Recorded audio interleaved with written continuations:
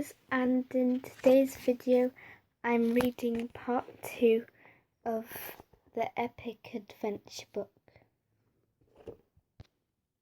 Yes sir, Mr. Fullerman picks up my invitation and puts it on his table, and I have to go back to my desk with my pen. Your envelope's on his table now, Marcus tells me. I know, I sigh just as Mr. Fullerman gets up and walks to the back of the classroom. This is my chance. I'm going to get it, I tell Marcus. I have to see this, he says like he doesn't think I'll do it. I lean over the desk with a ruler and lift it up. Then somehow, I managed to grab the envelope, despite Marcus prodding me with his ruler. Yes, got it, I say. Hooray at last. Told you Julia had just forgotten. Amy reminds me.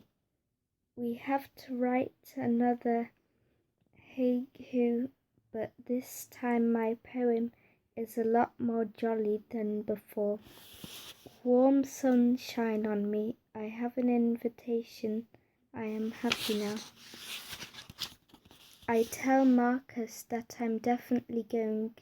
I've got my invitation, see? Not really. What do you mean? Julia's invited me. Julia's invited Trevor, Marcus tells me. I hadn't read the front. Trevor must have mine. I'll have to wait until the end of the class now before we can do a swap. But I am going, that's the main thing. I can't wait. Getting my invitation was the hard part. Going to the party will be a lot easier and so much more fun too. What else could go wrong? Please come to my adventure party, Tom. We're meeting at the lake at the park, then going boating. There'll be fun food, games, and a visit from some animal friends as well. From Julia.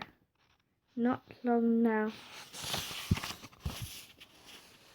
You never know what a party is going to be like until you arrive. There are lots of reasons why a party might not go exactly to plan. Kids getting ill, people not turning up, or too many people turning up. My parties have always been amazing, even the ones Delia tried to mess up when I was younger. Ross Wright in my class had a clown party once. All the kids were happily playing pin the nose on the clown when the real clown turned up, which would have been okay if he hadn't leapt out and shouted, "Surprise, where's the birthday boy?" Ross got a big shock and lots of kids screamed and ran away. The birthday cake was a big weird clown face too, but we got over that because who doesn't like cake? I'm sure Julia's party is going to be excellent with no clowns. Dad offered to give my friends a lift to the boating lake, so Derek, Norman and Solid have all come to my house first. Mum says who'd like a quick snack to keep you going, which is a surprise. She keeps trying to smooth my hair down as well. It's in your eyes, Tom. You need a haircut. Mum, I say, hoping she'll stop fussing. The snacks turn out to be grapes. There'll be plenty of party food later, Mum tells us. I hope so. My friends eat a few grapes, and because Mum is watching me, I do as well. I noticed that Derek's brought Julia a very big present. What is it? I asked. I don't know. Dad bought it and wrapped it up, and I forgot to ask. He says still eating grapes. Derek gives it a good shake and nothing rattles, so it's not broken. What if it's something embarrassing? Norman points out. I'll blame it on Dad, Derek says. Then Solid tells us he got given a whisk once. Did you want a whisk, I wonder? Not really, but I pretended I did. Mum's listening to our conversation and laughing. Well done, Solid. You're all very lucky to get presents and go to parties, she points out. Granny Mavis gave me embarrassing pants once. I don't mention those. Solid has got Julia a book token and a funny card. Norman's giving her a chocolate money box and chocolate money, which I like the sound of. I show everyone my new watch. Derek's seen it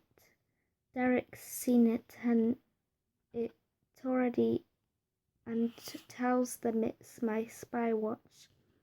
Kind of, but would a spy watch do this? I say, and I press the cow mooing sound to prove a point. Yes, if you were hiding in a field of cows, it would be very useful, Derek says. Then Mum tells me not to stop pressing all the buttons again. Save it for the car journey, she says, smiling. Solid wants to know what I've got for Julia. It's a really brilliant colouring book and some fantastic pens too.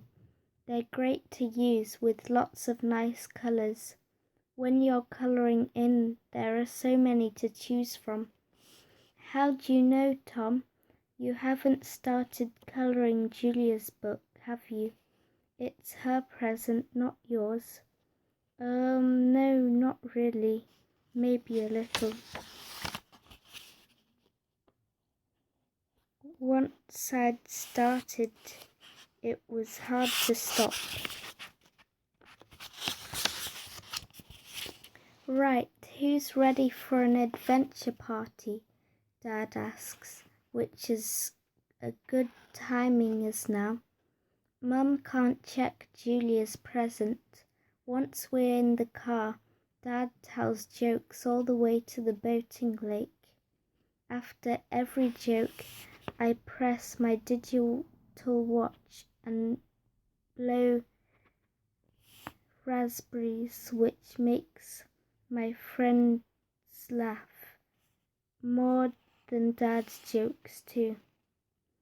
When we arrive, Julia's dad, who looks like Julia with a beard, asks my dad if he'd like to stay for the party. He wasn't planning to hang around, but when he sees the grown-ups' food, he doesn't need much persuading. My stomach's rumbling already, but there's no time to follow Dad as we're taken down to the boating lake.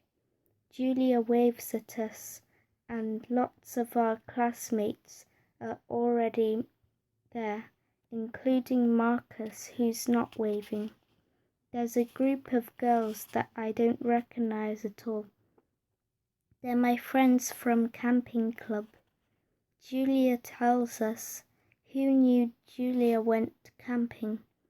Marcus asks her what they do at camping club, and she says, camp and play games, which sounds though Mum told Dad she's not going camping again, ever. Julia helps hand out life jackets, but as I'm putting mine on, I don't hear everything the boating instructor is telling us. get into pairs and put on your life jackets. Now remember, stay safe. Don't stand up in the boat. Don't get into the lake. No splashing, and stick to the signposted areas. We'll come and get you if there's a problem. Are there any questions? Is there anything in the water that can bite? Julie asks. Someone, Brad Galloway thinks it's funny to shout out sharks. No sharks or anything that can do you any harm. The instructor assures us all. Then Mark Clump only goes and tells us about snapping pipefish, insects that bite, and rats that swim. They're probably out there now. You should be okay, but don't put your hand in the water. Like I said, you'll all be fine. Now you're in your pairs. Let's get into your bird boats. Somehow, by standing next to Marcus, I've been paired with him. I don't complain though, as it's Julia's party after all. It won't be for long. I'll be in charge of making the bird go in the right direction, Marcus tells me. Fine, I say, because I just want to get going. The bird boats have pedals and a rudder at the back to steer them with, but when it's time to get into our boat, it looks different to everyone else's, more like a worm than a bird. It's exactly the same as the others, it's just missing a beak, the instructor tells me. We get in and straight away Marcus makes it wobble a lot. I can see Dad waving at me and still eating crisps. Okay boys, off you go. The instructor pushes us out. Marcus is in charge of steering the bird in a straight line, only he doesn't. Make it go forwards, he tells me. It's you're not steering it properly, I say. We're going round and round in circles.